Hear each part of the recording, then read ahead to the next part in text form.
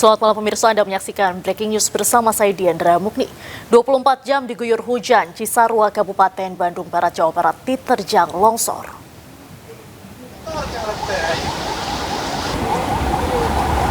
Akibat pasca longsor melanda Cisarua, 113 jiwa terdampak.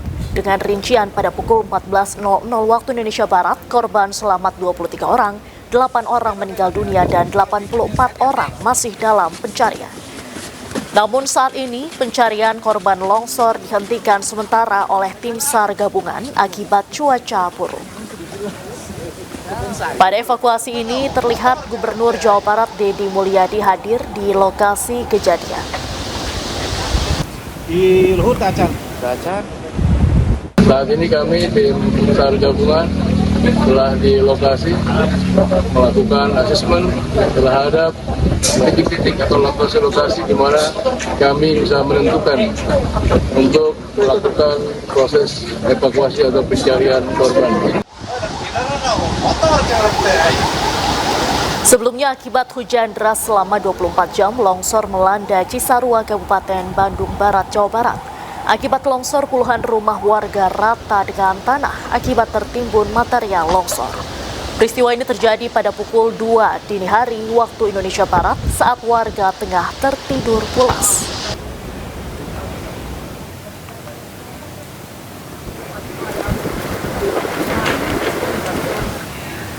Pemirsa, isak tangis pecah di posko informasi bencana longsor di Pasir Langu, Cisarua, Bandung Barat, Jawa Barat. Keluarga korban tak kuasa menahan duka saat mengetahui sanak saudara dinyatakan meninggal dunia.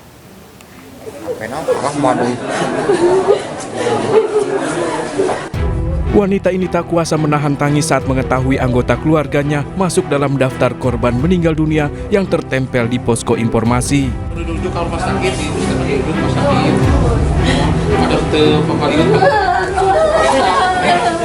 Di saat yang sama, seorang warga juga sampai jatuh pingsan mengetahui keluarganya bernama Nur Hayati meninggal dunia, bahkan ketiga anak dari korban juga belum ditemukan keberadaannya. Nur Hayati baru satu orang, anaknya Dini Hayati sama Astri sama Memei belum ketemu. Untuk kondisi Ibu Nur Hayati sendiri seperti apa, Bu? Belum mau lihat. Meninggal atau kondisinya? Oh, udah meninggal. Udah meninggal. Itu tinggal di desa mana, Bu? Desa Marga Jaya. Desa Marga Jaya. Dia di kampung dia tetap. Oh iya, entah apa ya. Jadi masuknya desa Pasir Langu. Pasir Langu. Berarti tinggal satu orang lagi belum ketemu. Tiga anak-anaknya. Selanjutnya yang terimbas itu kan cuma RT 5 di RW 11 Kampung Pasir Kuning dan RT 1 di RW 10 yang imbas besar. Pokoknya tetap di RT 5 RW 11 di Pasir Kuning itu 20 rumah ini mutlak dasar pokok yang langsung terjang dari hutan. Hingga saat ini petugas gabungan dari BNPB, TNI Polri dibantu relawan masih melakukan pencarian sementara para korban telah diungsikan ke kantor desa Pasir Langu. Dari Bandung Barat, Yono Wahyu, iNews melaporkan.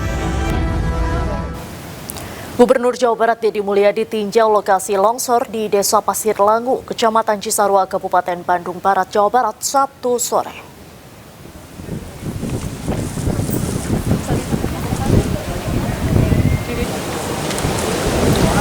Bersama petugas gabungan, Deddy Mulyadi yang akrab dipanggil KDM menemukan 3 jenazah yang tertimbun longsor sekitar pukul 15.00 waktu Indonesia Barat.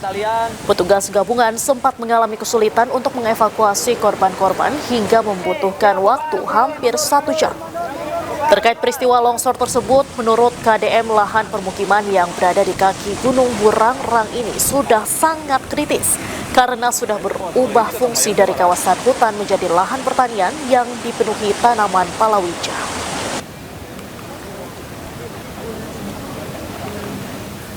Sudah jelas kebun sayur, kebun sayur di kemiringan dan di atasnya kebun sayurnya udah naik ke puncak dan pohon-pohonnya udah mulai ditebangin sebagian.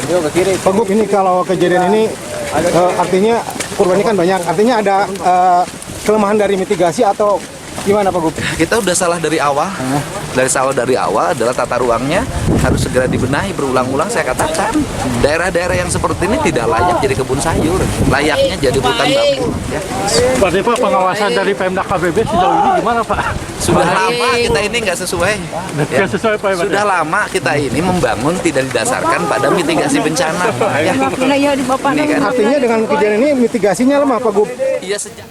Banjir di Kabupaten Subang, Jawa Barat semakin meluas. Lebih dari 2.000 rumah di 6 desa di Kecamatan Ciasem terendam banjir. Ratusan rumah di perumahan Grand Texpia di Desa Ciasem Tengah, Kecamatan Ciasem, Kabupaten Subang, Jawa Barat terendam banjir. Bahkan akibat banjir yang datang mendadak di perumahan ini membuat banyak warga tidak bisa menyelamatkan harta bendanya. Tercatat lebih dari 2.000 rumah di 6 desa di Kecamatan Ciasem, Subang terendam banjir. Banjir paling parah terjadi di Desa Ciasem Hilir yang mencapai 1.000 rumah. Ketinggian banjir bervariasi mulai dari 50 cm hingga 1 meter. Sebagian warga kini mulai mengungsi di sebuah yayasan dan rumah tetangga yang lebih aman. Warga pun berharap bantuan segera datang mengingat harta benda mereka telah ludes diterjang banjir. Tahu saya pulang kerja udah kayak gini keadaannya. Ganti-ganti Pak. Udah habis semua barang-barangnya, gak ada yang tersisa. Gak ada yang bisa diselamatkan. Gak ada. Nggak ada yang bisa. Udah nggak bisa bawa baju di badan aja. Kemarin curah hujan yang sangat tinggi di wilayah barat yaitu Purwakarta, Pabuaran, dan Cipendei menyebabkan Kali Cijingol itu meluap. Kemudian dibukanya pintu air ini tentunya berakibat kepada luapan di perumahan Grand Texpia. Banjir bandang kembali menerjang wisata Guci di Kabupaten Tegal, Jawa Tengah Sabtu pagi. Sejumlah kolam pemandian air panas dan 3 jembatan luluh lantak diterjang banjir bandang usai diguyur hujan seharian. Musnah, benar-benar musnah Pancuran 13. Sapos-pose semuanya. Inilah rekaman video amatir warga beberapa saat usai banjir bandang menerjang Taman Wisata Alam Pancuran 13 Guci di Desa Guci, Kecamatan Bojong, dan Desa Rembul, Kecamatan Bumi Jawa, Kabupaten Tegal, Jawa Tengah, Sabtu pagi.